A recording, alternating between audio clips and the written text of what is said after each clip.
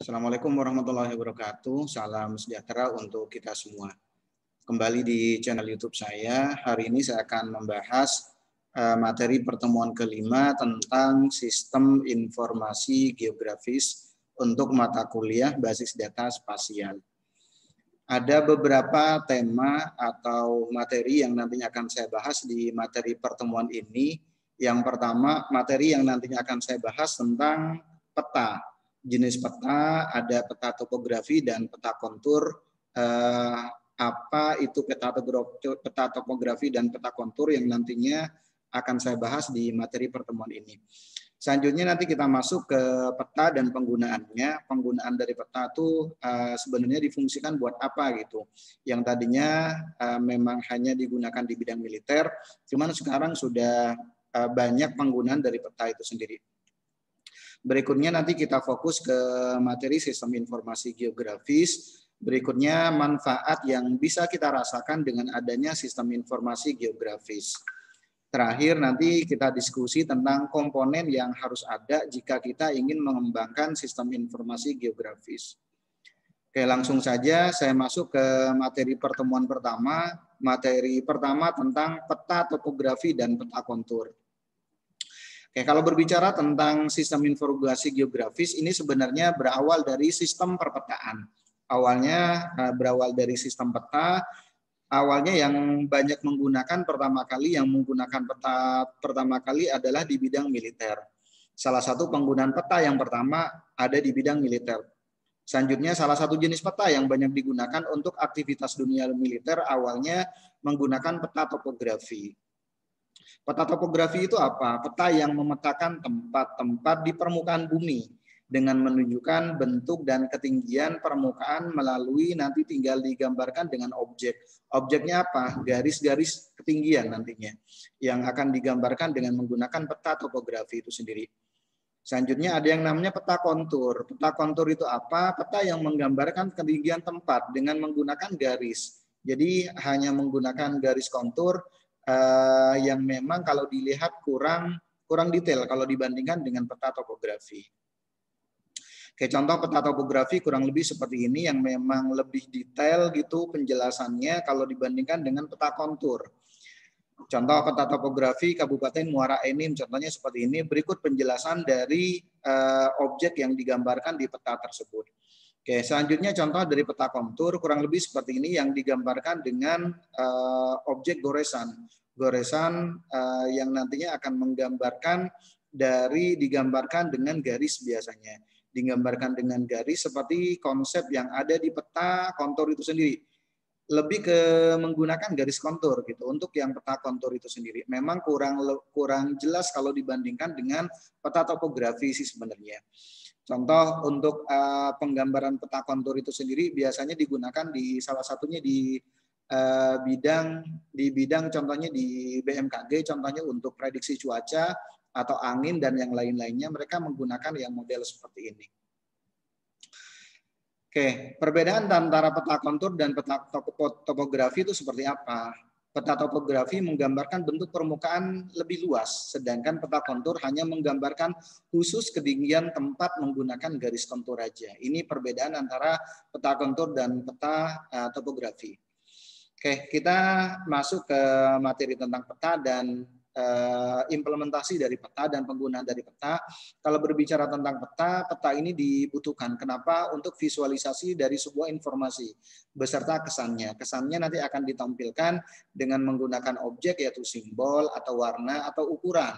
Dapat memberikan gambaran yang lebih komprehensif dibandingkan data yang berbentuk teks. Jadi peta itu sendiri nanti akan digambarkan dengan bentuk contohnya simbol atau warna atau bentuknya nanti ukuran.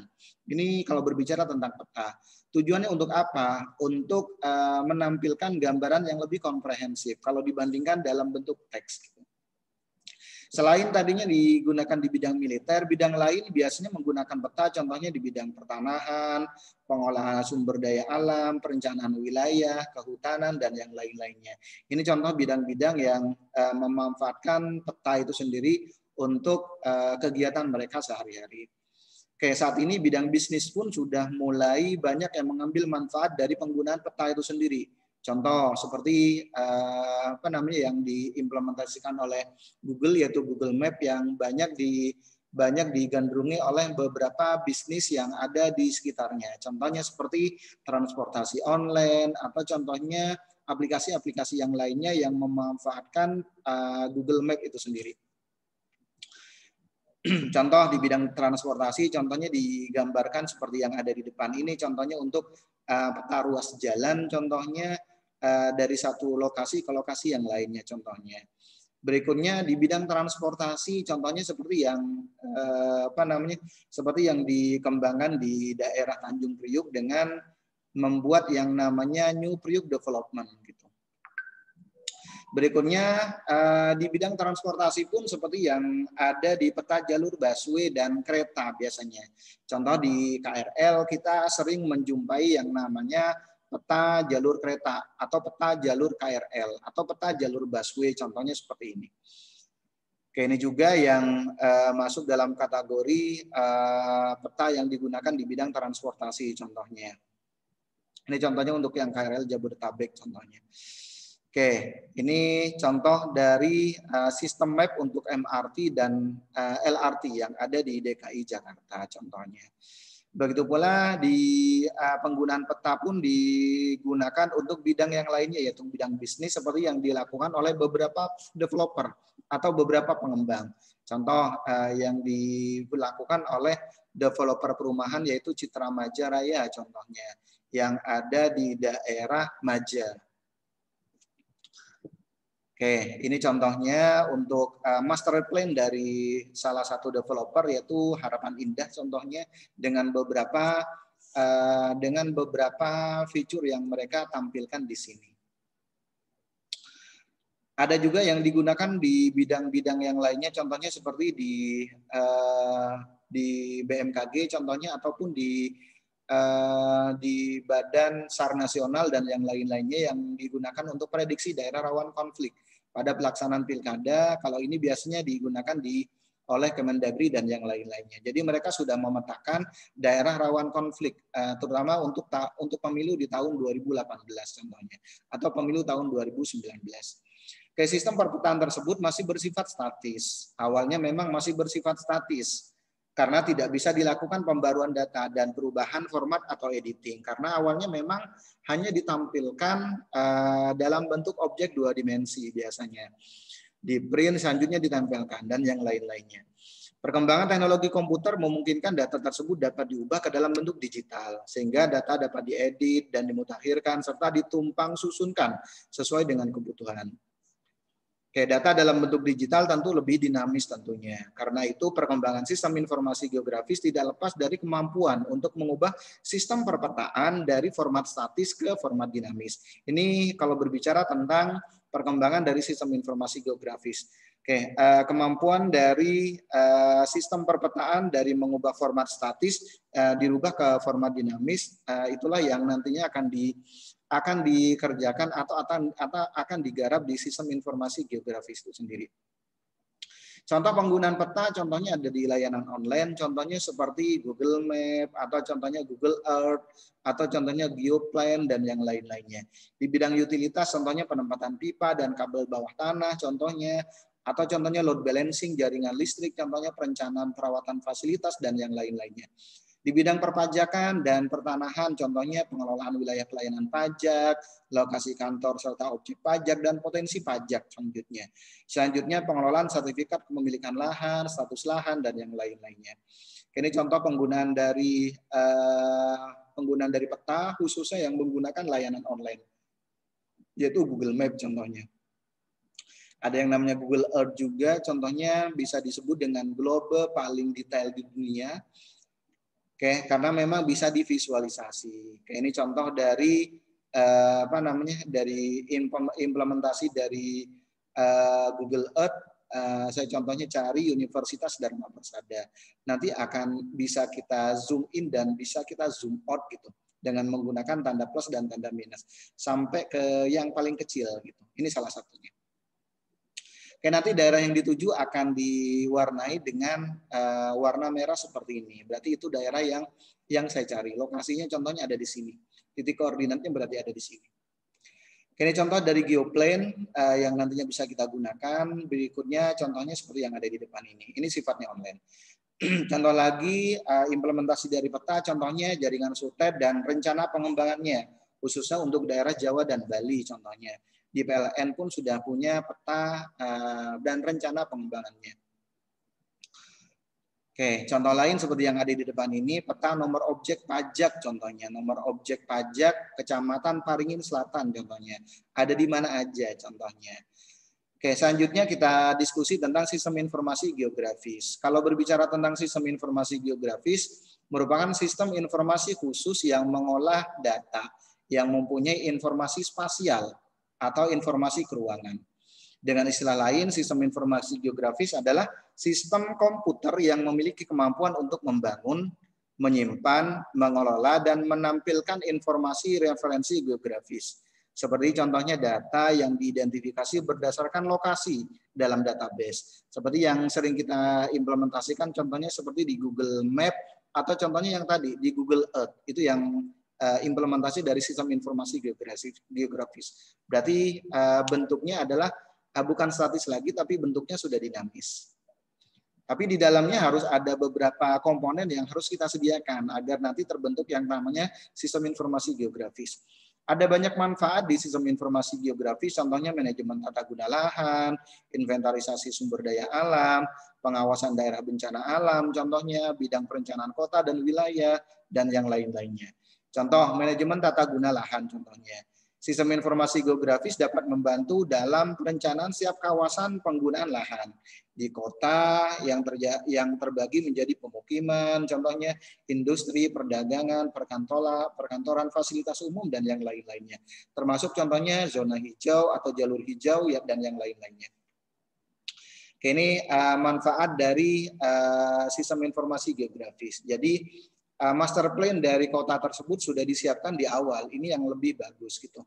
Selanjutnya manajemen tata guna lahan. Sistem informasi geografis dapat membantu dalam perencanaan setiap kawasan penggunaan lahan di kota yang terbagi menjadi pemukiman, contohnya pemukiman industri, perdagangan, perkantoran, dan yang lain-lainnya. Berikutnya inventarisasi sumber daya alam. Manfaat sistem informasi geografis dalam untuk kekayaan sumber daya alam, contohnya untuk mengetahui persebaran sumber daya alam, contohnya minyak bumi, batu bara, emas, besi, dan yang lain-lainnya. Yang kedua, untuk mengetahui persebaran area lahan, yaitu area lahan yang potensial dan lahan kritis, area hutan yang masih baik dan hutan yang telah rusak, area lahan pertanian dan perkebunan, dan yang lain-lainnya. Ini manfaat kedua dari sistem informasi geografis. Contoh seperti ini, foto persebaran hasil bumi di Indonesia. Mulai dari cengkeh, coklat, karet, kelapa sawit, dan yang lain-lainnya. Oke, ada lagi contohnya di bidang tambang, contohnya pengeboran minyak, aspal, dan yang lain-lainnya. Yang terus diperbaharui. Selanjutnya, manfaat dari sistem informasi geografis, pengawasan daerah bencana alam. Ini sangat penting, terutama banyak diimplementasikan, contohnya di Badan SAR, contohnya di Badan SAR nasional, atau contohnya di lembaga-lembaga yang lainnya, contohnya. Dalam pengawasan daerah bencana alam, sistem informasi geografis memiliki manfaat antara lain melihat luas daerah bencana alam, contohnya sebagai pencegahan jika terjadi bencana alam di masa yang akan datang. Selanjutnya menentukan tingkat bahaya erosi, contohnya memprediksi ketinggian banjir dan yang lain-lainnya, memprediksi tingkat kekeringan, menyusun rencana pembangunan ulang daerah bencana. Ini manfaat dari sistem informasi geografis. Contoh seperti yang ada di daerah Jawa, di daerah istimewa Yogyakarta, di sana ada yang namanya Gunung Merapi contohnya. Selanjutnya daerah istimewa Yogyakarta contohnya melakukan pemetaan peta ancaman bencana Gunung Merapi contohnya. Oke, ya, yang nantinya akan mereka gunakan untuk kegiatan selanjutnya apa yang harus mereka lakukan gitu. Oke, ada lagi contohnya peta kondisi kebakaran hutan, lahan, dan kekuatan sumber daya dalam penanganan rencana asap. Ini contohnya yang dirilis tahun 2015 contohnya. Peta titiknya ada berapa, titik apinya contohnya ada berapa. Bahkan nanti bisa dibuat contohnya seperti ini, kebakaran lahan dan hutan. Ini seperti yang dirilis tahun 2019. Jadi nanti akan ketemu berapa total seluruh lahan yang terbakar kalau nanti kita konversi dalam bentuk hektar contohnya. Berikutnya titik panasnya sisa berapa gitu. Berikutnya bidang perencanaan kota dan wilayah, ada mulai dari bidang sumber daya, contohnya di bidang kesesuaian lahan, pemukiman dan yang lain-lainnya supaya nanti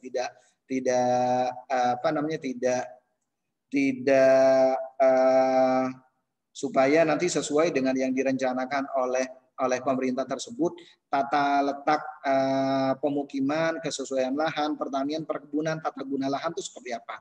Jadi supaya nanti masyarakat yang nantinya akan menggunakan lahan tersebut supaya lebih teratur. Bidang perencanaan ruang, contohnya perencanaan tata ruang wilayah, kawasan industri, pasar, pemukiman, dan yang lain-lainnya. Bidang manajemen, contohnya sarana dan prasarana, misalnya sistem jaringan air bersih, perencanaan dan perluasan jaringan listrik, dan yang lain-lainnya. Bidang pariwisata, contohnya misalnya inventarisasi pariwisata dan analisis potensi pariwisata di suatu daerah. Bidang transportasi, contohnya inventarisasi jaringan transportasi publik, perencanaan dan perluasan lahan. Bidang sosial dan budaya, contohnya mengetahui luas dan persebaran penduduk di suatu daerah. Oke, contohnya seperti ini di bidang tata letak kota, contohnya. Oke, kita lanjut ke komponen sistem informasi geografis. Untuk mengembangkan sistem informasi geografis, tadi banyak yang sudah ditawarkan di sistem informasi geografis. Tentunya untuk membangun yang namanya sistem informasi geografis dibutuhkan beberapa komponen. Yang pertama ada perangkat keras atau hardware. Yang kedua ada perangkat lunaknya. Berikutnya data. Ini yang sangat penting nih. Selanjutnya manusia. Terakhir nanti metode. Nah, untuk khusus untuk mata kuliah ini, mata kuliah basis data spasial, kita fokus ke data. Data yang nantinya akan kita siapkan untuk komponen sistem informasi geografis. Oke, komponen sistem informasi geografis yang pertama adalah perangkat keras atau hardware. Hardware itu apa? Perangkat fisik yang merupakan bagian dari sistem komputer yang mendukung analisis dan pemetaan geografis. Perangkat keras sistem informasi geografis memiliki kemampuan untuk menampilkan gambar dengan resolusi dan kecepatan tinggi, serta mendukung operasi berbasis data dengan volume data yang besar secara cepat. Perangkat keras GIS terdiri dari beberapa bagian, importir data, pemrosesan data, dan pemrosesan output printer, kalau memang nanti akan dicetak. Yang kedua, ada perangkat lunak atau software, alat yang digunakan untuk melakukan proses penyimpanan, analisis, visualisasi data secara spasial atau non-spasial. Perangkat lunak terdiri di dalam sistem informasi. Perangkat lunak yang ada di sistem informasi geografis terdiri dari contohnya alat untuk menginput dan memanipulasi data sistem informasi geografis, database management system, tentunya kita butuh yang namanya DBMS-nya. Berikutnya alat untuk analisa data. Oke, alat untuk menyayangkan data dari hasil analisa itu sendiri.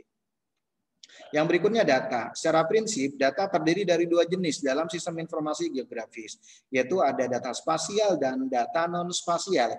Bedanya di mana? Data spasial merupakan perwujudan nyata suatu daerah yang ada di permukaan bumi. Secara umum nanti direpresentasikan dalam bentuk peta, gambar berformat digital, dan disimpan dengan menggunakan koordinat X dan Y dalam bentuk vektor atau dalam bentuk image atau yang biasa disebut dengan raster yang mempunyai nilai tertentu. Atau yang kedua, non-spasial, data berupa tabel yang mana tabel tersebut memiliki isi informasi yang dimiliki oleh objek dalam data spasial itu sendiri. Jadi inilah yang nantinya akan kita bicarakan di mata kuliah basis data spasial. Keempat, komponen dari sistem informasi geografis tentunya ada manusia, elemen pokok dari sistem informasi geografis. Kenapa? Karena manusia adalah perencana dan pengguna sistem informasi geografis. Pengguna sistem informasi geografis yang lainnya, contohnya seperti tingkat spesialis, teknis yang membuat desain dan mengolah sistem sampai dengan pengguna yang nantinya akan menggunakan sistem informasi geografis sehari-hari. Terakhir ada yang namanya metode. Setiap masalah dalam metode yang digunakan dalam sistem informasi geografis akan berbeda. Sistem informasi geografis yang baik terkait dengan desain dan aspek yang lainnya. Oke, ini beberapa komponen yang ada di sistem informasi geografis, mulai dari hardware, software, selanjutnya data, berikutnya manusia, dan metode. Oke, demikian penjelasan dari materi pertemuan kelima, di mana materi pertemuan kelima di sini saya sudah bahas tentang sistem informasi geografis, mulai dari penjelasan peta, ada peta kontur dan peta topografi, berikutnya peta dan implementasinya seperti apa, sistem informasi geografis, dan penggunaan dari sistem informasi geografis dan komponen yang harus disiapkan untuk membangun sistem informasi geografis. Oke, demikian penjelasan dari materi pertemuan ini. Mohon maaf kalau ada kata-kata yang kurang berkenan. Saya akhiri. Assalamualaikum warahmatullahi wabarakatuh dan salam sehat untuk kita semuanya.